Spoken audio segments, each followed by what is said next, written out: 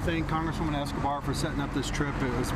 These last 2 days have been very eye-opening, going down the waters and seeing what goes on down there, and how we're basically trying to push our problems onto the Mexican government. But we had a great visit today with Ruben Garcia, who is doing so much, volunteering all his time and getting other volunteers to help these immigrants, to help them get reunited with their families.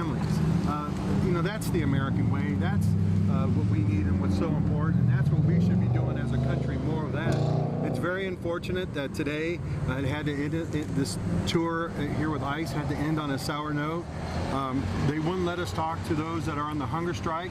They did promise, though, we would be able to have access to talk to individuals, but it was very obvious when they were taking us around, they were keeping those in custody at arm's length, not allowing us to come in contact with them. We were able to kind of speak to a couple of them, but they didn't want us to talk to those. How many members of the delegation have introduced some sort of immigration reform bill? Well, I think we have various bills that are out there, but the one thing that I will tell you that's obvious to me, we need comprehensive immigration reform now. I see that more than ever. And we heard it from the ICE agents, we heard it from the Border Patrol, we heard it from the U.S. Consulate down in Mexico. This whole process is broken. It is taking people way too long.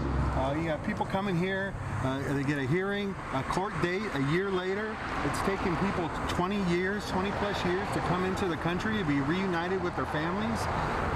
The system is broken, and we need to work on it, and that's something I know we're all going to be dedicated to. Everybody who's gone on this trip is going to be dedicated to working on comprehensive immigration reform that we should have done a long time ago, but we are going to get it done. Your thoughts on the migrant protection protocols? It's a horrible situation down there. Basically what we're doing is sending our problems down here, that we let these people come in and we say, you can come into the United States, we'll give you a court date, but then, you know what, now you need to go back to Mexico. There's nothing about this protocol that is protecting migrants. We're sending them into what is a violent and dangerous situation down there, into a country that is not their home, and we've got to be better than that. This is a country of immigrants. It needs to continue to be a country of immigrants. That's the American way. This country is built by immigrants. It will continue to be built on the back of immigrants, and we need to be acceptance of that, and this administration is not doing that, and this policy of trying to keep everybody out, and it's not just undocumented immigrants coming into the country. They're trying to stop all immigration coming into this country, and we need to put an end to that. Can I just say, to talk to a few people in the facility? What were those conversations like? Jan was talking about one of those today. The two women were outside. We really did not, inside the facility, inhabit that those two people were there. But I do want to say that Representative Veronica Escobar has a bill called the Homeland Security Improvement Act. One of the things I know that it will do is end the MPP, this mass exportation of the pain that these migrants are feeling, these asylum seekers are feeling, by sending them to Mexico, and then we wash our hands of them. So this is a very important bill that we're hoping when we get back after this recess that we're going to be able to pass in the House of Representatives. All right, one thing that we learned about the NPP is that it's incentivizing illegal border crossing. Because, we tell these folks, do it legally, come across on the bridge, ask for asylum that way. But if you do that, you have a 100% chance of getting sent back.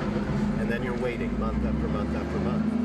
And so more and more people, and the Border Patrol confirmed this, are now crossing illegally because of the frustrations with the MPP. One such person died on Tuesday. Two people died. Your thoughts on that? Well, again, we are incentivizing exactly what the administration says that it wants to discourage, which is people crossing in desperation, illegally, rather than asking lawfully for asylum at a port of entry. It's not just wrong, it's stupid. The administration is telling them to cross at a point of entry, and then we do the metering and not allowing people to come in and say we're not taking any more people today. It's horrible, and that's not the American way. We need to be inclusive. This administration is an isolationist administration. We don't want that. We need to make sure people that when they come here, when they seek asylum, when they seek the safety of the United States, that they're able to do that, and they're able to do that in a safe manner. And we look after them and protect them. After having been in Mexico, would you say that it is a violent and dangerous place, as it's been described by others? You know, just going by the everything that we heard, we know the cartels are down there. We're hearing about how people, you know, when they get released from custody, they have these bags that, you know, people are spotting them and they're getting kidnapped. They're being held for ransom to get money from their families here in the United States. So it's obviously very dangerous. They're in, like I said, a foreign country that's not their home. The cartels are rampant out there. They're looking for these individuals. You got smugglers that are looking to kidnap them. You know, it is real dangerous. Ladies and gentlemen, that's the last question. The congressmen have to go.